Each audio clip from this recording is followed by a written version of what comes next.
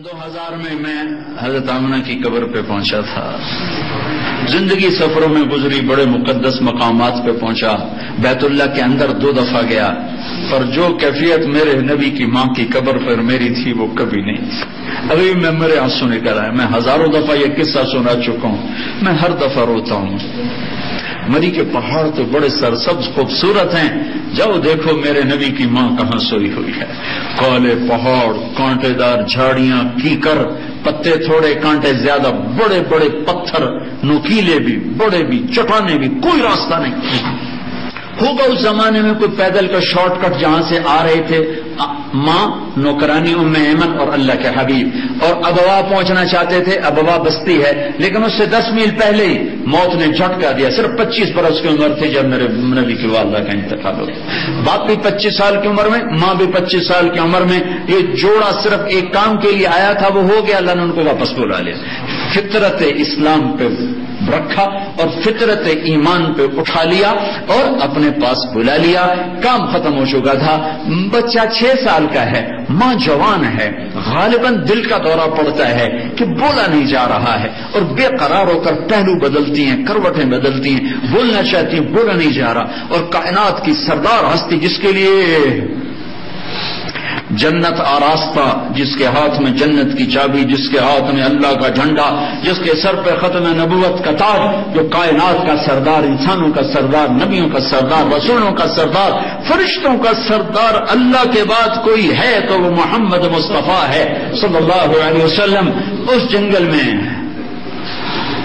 دریا گلی میں وہ درد کیسے منتقل کروں جو مجھے وہاں اٹھا. اس جنگل میں میرے سامنے تو خوبصورت منظر ہے مری کے سرسبز پہاڑوں کا.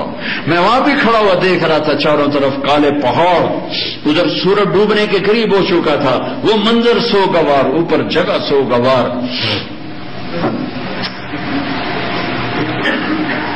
اللہ کے نبی ماں ماں ماں ماں بولا ہی نہیں جا. آخر شمع بجھنے سے پہلے بھڑکی، کل حی میت و کل جلید بال وقد ولدت طہرا. بیٹا لگتا ہے زندگی ہار چکی، وقت آ گیا. میں حیران ہوں، اللہ نے مدینے میں موت نہیں دی کہ میرے نبی کو کوئی گود میں لینے والا ہوتا. اللہ نے مکے میں موت نہیں دی کہ میرے نبی کو کوئی گود میں لینے والا ہوتا. جنگل میں ماں کو مار دیا. نوکرانیوں سے بھی کبھی کوئی دل بدلتا اور بہلتا ہے؟ نہ چاچا نہ چاچی نہ دادا نہ دادی نہ ماما نہ مامی نہ پھپھا نہ پھپھی نہ خالہ نہ خالو، کوئی بھی نہیں. تنہا ہائے ہائے زندگی ہاری ہے تو میرا نبی کیا رویا ہے سینے پہ سر رکھ. ماں ماں ماں ماں. میں وہاں کافی دیر کھڑا، 14 صدی پیچھے ایک چھوٹے سے 6 سال کے بچے کو ماں کے سینے پہ سر رکھ کے روتے ہوئے دیکھ رہا تھا کہ وہ کس طرح تڑپ رہا ہے، بلک رہا ہے. پتھر جوڑ کے میت کو دفنا دیا. نیچے اترے، پہاڑ ہے، 50 فٹ اونچا پہاڑ ہے، جو 70 فٹ اونچا. نیچے اترے تو اب دوبارہ بھاگ کے اوپر چڑھ گئے پہاڑ پر. ام ایمن پیچھے گئی ہیں. وہ منظر تھا کہ عرش بھی پھٹ رہا تھا. مینا کے پہاڑ موم ہو کے پہر رہے تھے. ایک ایک پتھر آنکھ بن کے آنسو بہا رہا تھا، اور ایک ایک سنگریزہ زبان بن کے چیخ رہا تھا، پکار رہا تھا. میرے نبی ماں کی قبر کو لپٹے ہوئے تھے اور اوپر پڑے ہوئے تھے. جب ام ایمن قریب آئی تو آپ کہہ رہے تھے، اماں تجھے تو خبر تھی تیرے سے میرا کوئی نہ تھا، کہاں چلی گئی مجھے چھوڑ کے؟ تجھے تو خبر تھی تیرے سوا میرا کوئی نہ تھا، تو کہاں چلی؟ کس کی گود میں سر رکھوں؟ نہ بہن نہ بھائی، کیا کروں؟ نہ باپ. ام ایمن نے پکڑا، بیٹا اٹھو. کہا نہیں مجھے چھوڑ دو، میں ماں کے سوا کہیں نہیں جاؤں گا. کھینچ کے اٹھایا، اونٹ پہ بٹھایا. اونٹ نہیں بیٹھا. 3 راتوں کا سفر ابھی باقی ہے. سارا سفر روتے روتے گزرا ہے. یہ کائنات کی سردار ہستی ہے، کیا بے نیاز ہے میرا اللہ. آپ نے اونٹنی کو موڑا، 70,000 کا مجمع، اور چلتے جا رہے ہیں. لوگ حیران ہو رہے ہیں، کیا ہے کیا ہے. چند خاص لوگوں کو پتا ہے کہ کیا ہے. آپ وہاں تشریف لائے، اونٹنی کو بٹھایا، پہاڑی پر چڑھے، اور ماں کی قبر کے سرانے یوں گھٹنے اٹھائے، ہاتھ یہاں رکھے اور سر گھٹنوں میں دیا، اور پھر جو روئے ہیں جیسے چھوٹا 6 سال کا بچہ روتا۔ 63 سال کے محمد 6 سال کے بچے بن گئے، اور ماں کی قبر کے سرانے اتنا، اپریل کا مہینہ، سر ننگا، اتنا روئے کہ سارا وجود تر، آنسوں سے ساری پسینے سے ساری داڑھی تر آنسوں سے، ہچکیاں لگ گئیں، ہچکیاں۔ پھر فرمایا میں آج رات اپنی ماں کے پاس گزاروں گا۔ 70 وہاں تو 70 آدمی نہیں بیٹھ سکتے، 70 کہا بھائی ادھر پھیل جاؤ، میں آج رات اپنی ماں کے پاس گزاروں گا۔ یہ پیغام دیا ہے کہ میرے نبی کو خبر تھی ماں باپ کے ساتھ کیا ہونے والا ہے، کیسے مائیں ذلیل ہوں گی، کیسے باپ ڈر رہے ہوں گے جوان اولادوں سے۔ آپ نے کہا عمر تیرے زمانے میں ایک شخص آئے گا، اس کا نام ہوگا اویس بن عامر، اس کا قبیلہ ہوگا مراد، اور اس کی شاخ ہوگی کرن، اس کا رنگ ہوگا کالا، قد ہوگا درمیانہ، اسے برس کی بیماری ہوئی تھی، اب وہ ٹھیک ہو گیا، بس ایک نشان جسم پہ سفید باقی ہے، باقی سب وہ ٹھیک ہو گیا۔ جب وہ آئے نا تو علی سن تو بھی، عمر تو بھی، دونوں اس سے دعا کروانا۔ انہیں حیران ہو کے دیکھا کہ ہم اس سے، وہ کس لیے؟ کہ اس نے ماں کی خدمت کر کے اللہ کو ایسا راضی کیا ہے، جب ہاتھ اٹھاتا ہے اللہ خالی نہیں لوٹتا۔ یہ مقام کس لیے ملا؟ جہاد کی وجہ سے، تبلیغ کی وجہ سے، ذکر کی وجہ سے، تہجد کی وجہ سے، علم کی وجہ سے۔ کس وجہ سے؟ ماں کی خدمت کی وجہ سے۔ عمر رضی اللہ عنہ خلیفہ بن گئے، ہر سال حج کیا، ہر سال حج میں ڈھونڈتے ہوئے اویس اویس اویس، کوئی نہیں ملا۔ آخر ایک سال، یہ نہیں پتا کہ ہجرت یہ آپ کی خلافت کا کون سا سال تھا، آپ نے سارے حاجی کھڑے کر لیے حرم کے باہر، حرم شریف کے باہر، کہا بھائی سارے کھڑے ہو جاؤ، کھڑے ہو۔ ہاں بھائی یمن والے کھڑے رہو، باقی سارے بیٹھ جاؤ، بیٹھ گئے، یمن والے کھڑے ہو گئے۔ ہاں بھائی مراد والے کھڑے ہو جاؤ، باقی سارے بیٹھ جاؤ، تو سارے بیٹھ گئے۔ کچھ لوگ قبیلہ مراد کے رہ گئے، مراد۔ میں 4 سال پہلے یمن جماعت میں گیا تو وہاں حضرت اویس کرنی کے گاؤں اور ان کے قبیلے کے لوگوں کی زیارت بھی ہوئی، ملاقات بھی ہوئی۔ کولے پہاڑوں میں گاؤں ہے، ابھی چھوٹا سا گاؤں ہے۔ تو مراد والے کھڑے ہو گئے، کہاں بھائی سارے مراد والے بیٹھ جاؤ، مراد کی شاخ کرن والے کھڑے رہو، تو صرف ایک آدمی بچا۔ ہم نے کہا تم کرنی ہوگا؟ جی۔ اویس کو جانتے ہو؟ جی۔ میرا بھتیجا ہے، میرے بھائی کا بیٹا۔ تو پاگل سا ہے، آپ اس کا کیوں پوچھ رہے ہیں؟ تو عمر رضی اللہ عنہ رونے لگے، کہ وہ نہیں تو پاگل ہے، یہ بتا آیا کہ جی آیا ہے، کدھر ہے؟ کہ اونٹ چرانے نکل گیا تھا عرفات کی طرف، تو آپ نے حضرت علی کو ساتھ لیا اور عرفات کی دوڑ لگا دی۔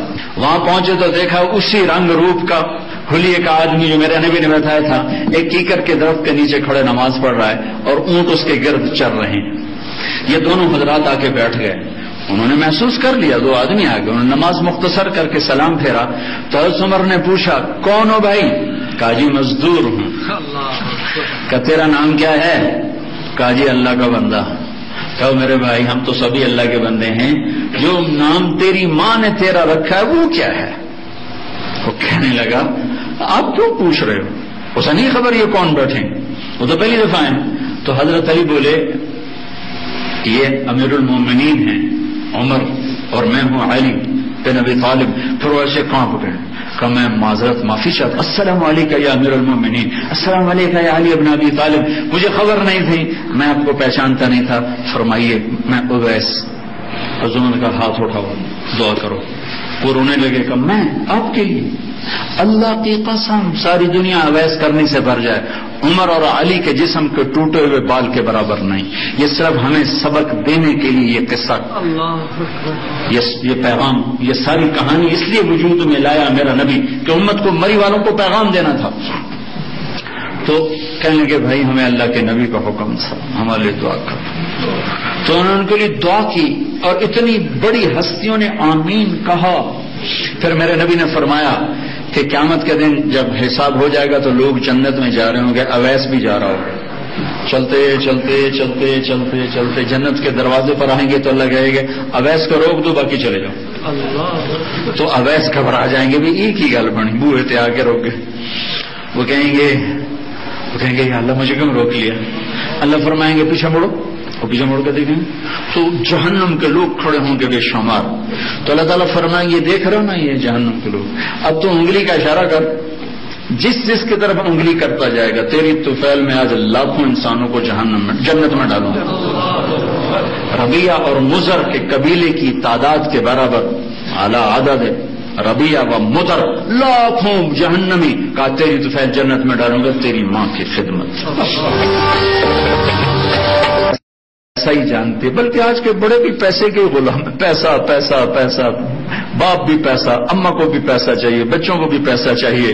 نہ ماں باپ کے پاس فرصت رہی اولاد کو سکھانے کی، نہ اولاد کے پاس فرصت ہے اس مقام کو سیکھنے کی.